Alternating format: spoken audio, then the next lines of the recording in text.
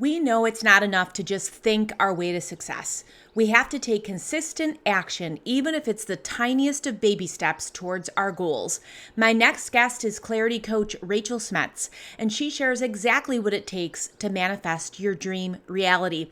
In this episode, you will learn how to maximize ideas versus staying in the hope zone, keep your mindset right, boost your self-confidence, welcome fear to get the results you want, and show up and do your non-negotiables. I hope you enjoy this episode. Are you ready to scale your business in a way that's aligned with your soul and profitable? I'm Casey Rossi, a business and leadership coach. I've been a full-time entrepreneur for 30 years and love business. I help conscious leaders increase their impact and optimize their lives. Join me each week for tips and deep conversations on cultivating confidence, increasing your visibility, elevating your vibration, and leading with purpose without burning out. Let's go.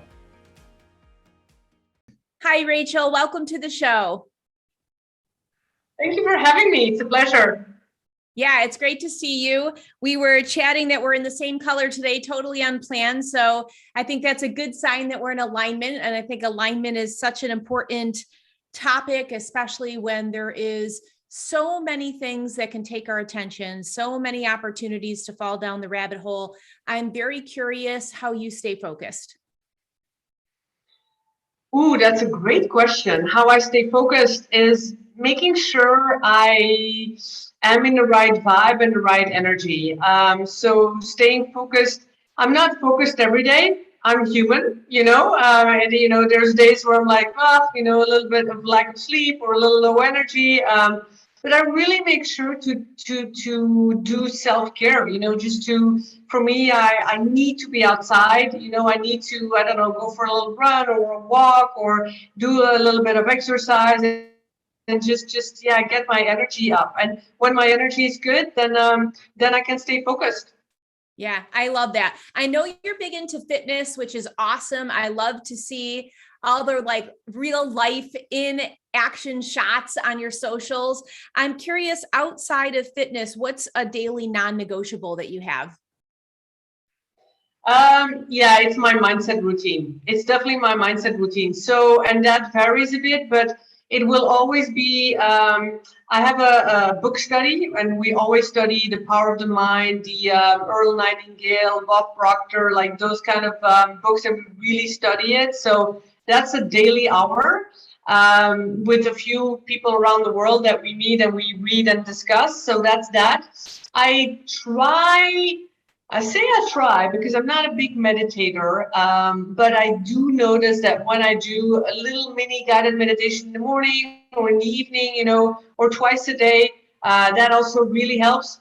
But a non-negotiable is something that I've been in Bob Proctor's program last year. And since then, I've really made it a daily routine of visualizing my goal and my future self. So whatever your goal is or your future self, if there's one thing I can advise today and suggest that really, really works, and it is related to the mindset, it is related to the power of the subconscious, but the power is to imagine and visualize yourself, your future self, as if you already achieved your goal. So when I was still in my job, just to give you an example, I was dreaming about becoming a digital nomad and living a laptop lifestyle and all of that. So I literally saw myself go on an airplane and booking a ticket and landing and seeing the blue sky. And I wish I could turn around my laptop, but it's very windy. Otherwise I would have sat outside and show you, I'm looking at palm trees and an ocean right now. And so I am living that lifestyle. But I had this picture in my mind, for a long time before I was able to quit my job. And so really visualizing yourself and feeling it, right? Like the secret, everybody knows the secret. It's thinking about your goal, but it's also feeling. Without the feeling, you can think, and nothing will happen. I was listening to, I can't remember his name, and I thought it was a great example. You can sit in your garden and think, I don't want weeds. I don't want weeds. I don't want weeds. You can think, but nothing's going to happen, right? You gotta actually, take action and make it, do something as well. So it's literally the feeling, the thinking, and taking the action. So yeah, I love it that. works. That's awesome. That's a great tip. Thank you for sharing that. And that's a very robust book practice to be discussing an hour a day. So I'm curious what your number one mindset book that you've read is. Yes, I was gonna say, oh my God, what a tough question because I have so many. But my Bible, I call it my Bible, is Neville Goddard's The Power of Awareness. And that is a book, it's a tiny book. It's chapters of 2 pages. It reads so easy. You can literally open up any chapter you want and it will give you like bombshells. And it's really about the power of the subconscious and the power of imagination and really living from the wish fulfilled. That's what he keeps talking about. Not just thinking about, oh, my goal is to be a millionaire. Oh, my goal is to be a digital nomad. No, it's literally like, okay, what does that mean? How can you live that life now? And how can you I feel love into that. it? I love that. And that dovetails right into what I was really curious about because you're very accomplished. You're a 2-time TEDx speaker. You're an author, world traveler. You speak multiple languages. And I think a lot of people, when they see those, they're just like, wow, that's amazing. Like, one, how does she get it all done? And so I'm very curious, like, what do you think determines success and achieving your dreams versus ideas that just stay in the hope stage? Yeah. I would say the majority have a lot of ideas and they just stay ideas, right? And and when you mention success, success is something so individual. Like I would say, first of all, define for yourself what success means to you. And that is really when I was still in my corporate and I was so stressed and so burnt out. I really had to go back to the basics and define for myself what success means because success in the common language is earn a lot of money, money, right? I mean, that's usually how we define success. Really, what does it mean to you? And then when I started doing that, I was like, success is not money. Success for me is having freedom because my biggest value is freedom. And I didn't know that until I really did a lot of self-reflection and started really digging into what does Rachel really want. It's not climbing the corporate ladder. It's not the success. It's not the status. I was doing all of that to make my parents proud, to make other people proud, to follow the path, that the common path, right? But it wasn't making me happy. And so for me, it was really when I started writing, like what are my values? What am I looking for? The word freedom came back over and over and over. And so freedom of time, freedom to travel, freedom of schedule, freedom of a boss, freedom of not having to ask for permission to buy a pen and a piece of paper, just freedom of flexibility. Yeah. That was the way it was. And so, yeah, so that was my big value. So for me, success is freedom. And that's what I then started, looking for. So I would say define success first, what it means to you. And then I would say the next step is figure out how you can go towards that, right? It doesn't mean take a leap overnight. It doesn't mean quit your job overnight. It means like, what is the next small step you can take towards that? For sure. And it sounds like there's a lot of clarity needed. I mean, values are really kind of a guidepost, in my opinion, to give us the GPS of what we're going to say yes to, what we're going to say no to. Really goes back to that alignment piece as well. And so if we have a listener right now that's just like, yeah, I'd love clarity, but right now I feel like I'm in the weeds. What can she do to start uncovering what's already inside of her, but making it more clear on the mental level? Yeah, that's why I call myself a clarity coach, because it is that clarity. And when we are thinking in our own minds, we get so overwhelmed. First of all, we have a ton of ideas. Maybe I do this, maybe I do that, and then we go online and Google, right? And that's what I did the same. Like, okay, what can I do? How can I make money online? How can I see freedom? And you get more and more and more confused and overwhelmed. So I would say stop Googling, and certainly don't buy courses and webinars and invest in certain programs, but the answer is really within. And so I would say start by, I actually made a worksheet called Find Your Sweet Spot. And it's really about finding the sweet spot between your strengths. I see three circles in front of me: your strengths, your passion, and your mission. And so what are your passions? Really write down a whole list of what are your passions. And then what are your strengths? What are you actually good at? Is it, maybe a passion is cooking and playing the guitar, but that won't bring you money. So what are your strengths? Maybe it's organizing, maybe it's teaching, maybe it's communication, maybe it's written communication, talking. Okay, fine. We already have maybe an intersection between those. Maybe you can teach the guitar or teach cooking, right? And then what is your mission? Is it helping people? Is it, why do you want to, what's your why? And when you find that intersection, so it's diving into yourself. And the difficult part about that is that the first things on your list, the first 20 items on your list are going to be things that you've been doing the past 10, 20 years. Because we're so used to the familiar comfort zone. And we've been so pushed into certain directions, like, okay, so you're good in this, maybe you should do more of that. And oh, maybe you're good in, you're good in finances, going to the finances, going to IT, going to the corporate, and boom, and you end up doing what people push you to do, but it's not what your core values are. And we forget, because we've been doing that for years and years. And yeah, it's comfortable and it's familiar and it's been known and it's giving me my paycheck. So the first things on your list are all going to be related to that, hands down. And then when you go deeper, you go to number 21, 22, and you keep writing, that's when you go deeper into, maybe there is more. Yes. I love that you mentioned deeper, because I think often we're looking for the answer on a rapid speed. And it's when we slow down that real wisdom bubbles up to the surface. So I love that you mentioned the word deep, because many times, not always, but the gems are on that slow burn. Just like our success sometimes, if not always, is on that slow burn. It's not the overnight success.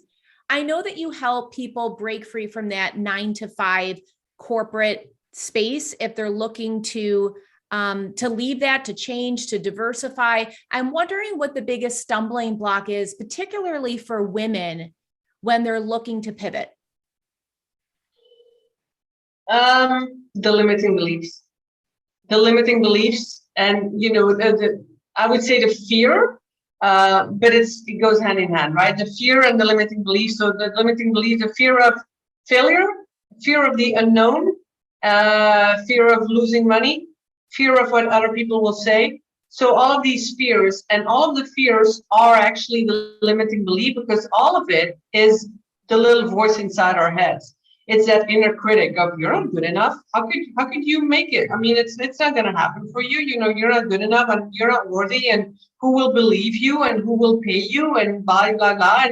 It goes back from, to our childhood and how we were raised. And I was the same. I'm being really honest here. Like, I was raised by lovely parents. I loved them to bits, but yeah, they didn't believe in, I don't know.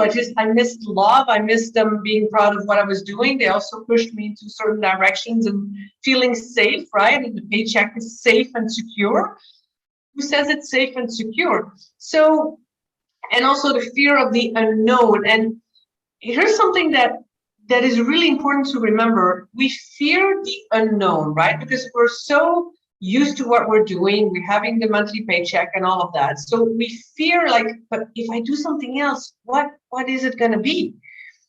But the truth is, we don't fear the unknown. We fear letting go of the known.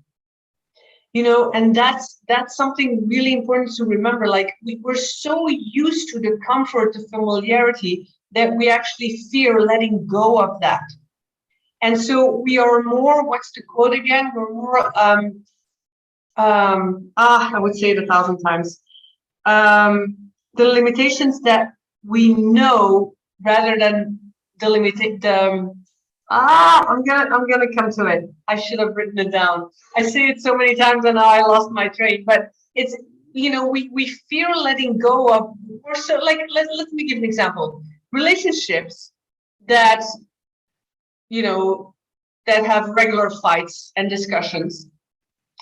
People don't tend to leave the relationships, or a bad relationship or a toxic relationship, could be a work relationship or a personal relationship. They'd rather stay in that toxic relationship because they know, they're familiar. They're like, okay, if I do this, we're gonna have a fight. If I do that, we're gonna have a discussion. If I do this, it's the familiarity, and that feels safer than letting go of that and going into the discomfort of the unknown. Absolutely. And so it's really about, stepping out of your comfort zone and just daring to let go of all of these limiting beliefs and stories. And the last thing I want to say about those stories is, because I can talk about that for hours, is we're always so good in these worst case scenarios. We have fears because, what if this can happen? What if I lose money? What if I lose, what if, and all of these worst case scenarios. What about changing those stories into good scenarios, into the best scenario? What about telling yourself, and it's something that I've trained myself in doing, like when I'm thinking, I'm going to give you a really good example. I'm in a new house here. I'm house sitting, by the way, and it's a massive house. And I'm all by myself. And last night I heard some noise. And it happened to me before. And the moment I start telling myself, oh my God, what if somebody's breaking in? What if somebody, I'm all alone? What can happen? My heart starts beating. I get really tensed. I wide awake, really fear. Why? All because of a story that I put in my head. But now that I'm so good in catching myself, I'm like, wait a minute, Rachel, it's just the wind. It's fine. I'm perfectly fine. This is highly secure. There's nothing going on. And boom, I relax, I fall back asleep, and it's all good. But it's the same for everything. When I was in my job and I wanted to leave, it's like, what's going to happen? And what if I mean, literally, are you going to be homeless and live on the streets? Absolutely. Seriously? What I hear you saying is reality testing is such an effective tool to really check yourself. Is this fact? Is it fiction? How much of this am I making up in my head? Because that can really spin us out.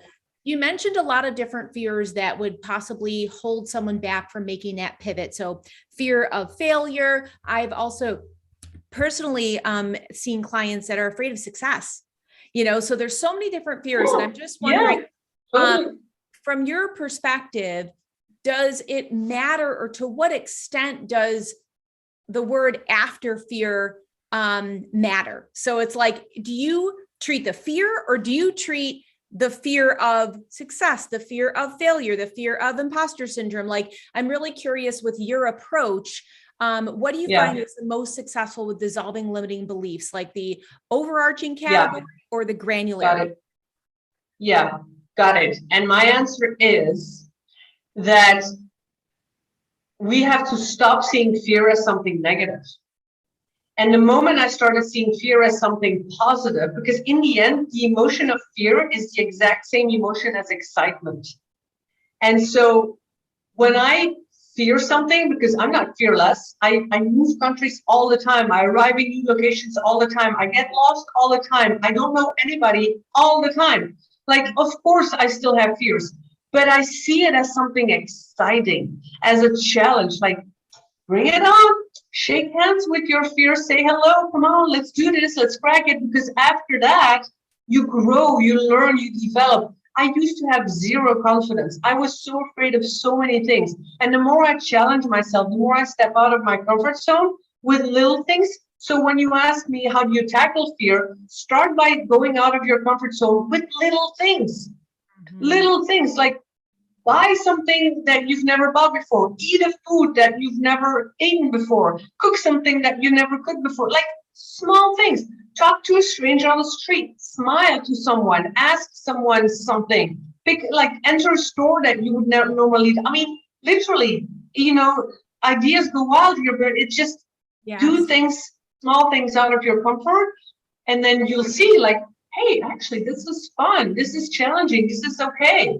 Boom. And you can take on bigger things. That's perfect. I love that. I love like the micro steps, and I think that they have the longest payback, strong longevity there.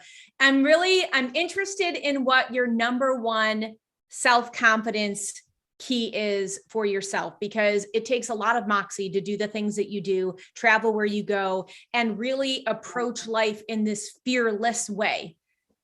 How do you do it?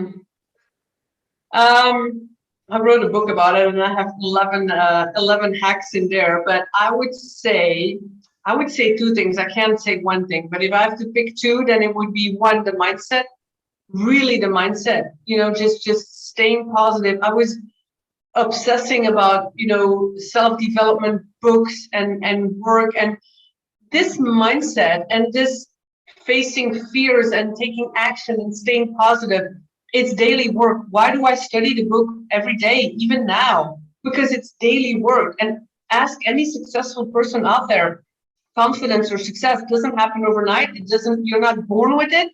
It's daily work. So for me, it's the mindset of, things get thrown at you every day, and it's so easy to fall back like, oh no, let me just go back into the comfort, so it's the daily training of your mind. That's definitely one thing. And the second thing I would say is, who are the people you're surrounding yourself with? Because that for me is also big game changer. If I'm surrounding by people who have follow this path, who are also, entrepreneurs or travelers or doers and go-getters and manifestors, I get inspired, I get motivated, I just keep going. The few people in my book study, we're motivating each other. So, or mastermind group, or I do group coaching as well. And that hour a week is like, it's so powerful because we're all like-minded people. If you have these energy vampires who drain you, who you talk, it's like, are you sure, Casey? Are you making the right choice? What will happen? What if you fail? What? No. And fear comes back. The power of influence is extremely strong. And I'm totally in alignment to both of those tips. I think they're very powerful. I'm curious if you see other clarity coaches doing something or saying something that just gets under your skin.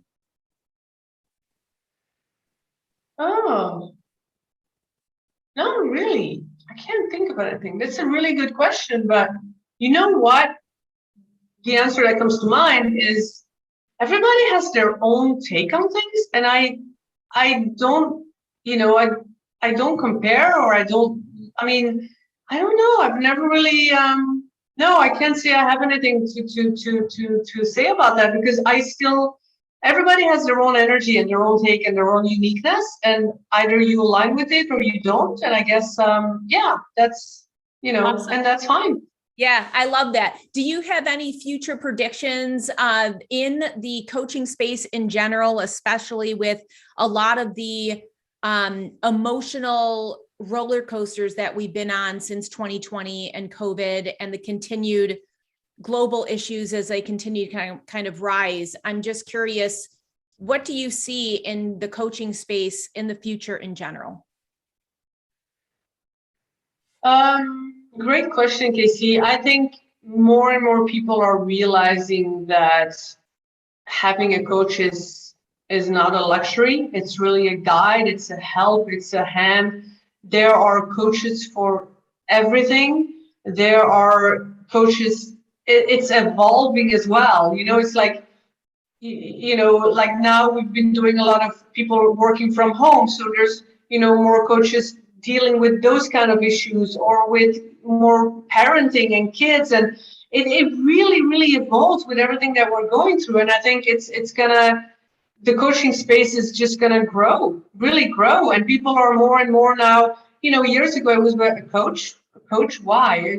Maybe a coach for an athlete or a top scorer, but a coach for life, really? And now people are, it's okay to have several coaches, so I think it's only growing in the right direction. Beautiful. I agree. So if we have listeners that love your style, they're resonating with your message, how can they learn more about Rachel? If you can spell my name, Rachel Smets, Smets, then you can Google it and find me everywhere. It's really where I would love for you to go is to my YouTube channel, because on YouTube, if you type Rachel Smets, you'll find my YouTube channel, and I make twice a week videos to really help you transition into your career, find the right mindset, escape your job, know the right tips. My website is rachelsmets.com. And so, yeah, it's Facebook, LinkedIn, I'm there. That's awesome. I'll make sure to put the links in the show notes so it's easy to navigate towards you. And I would love it if you could leave our listeners with one last piece of bright light wisdom. I would say life is short, so please make sure to live without regrets.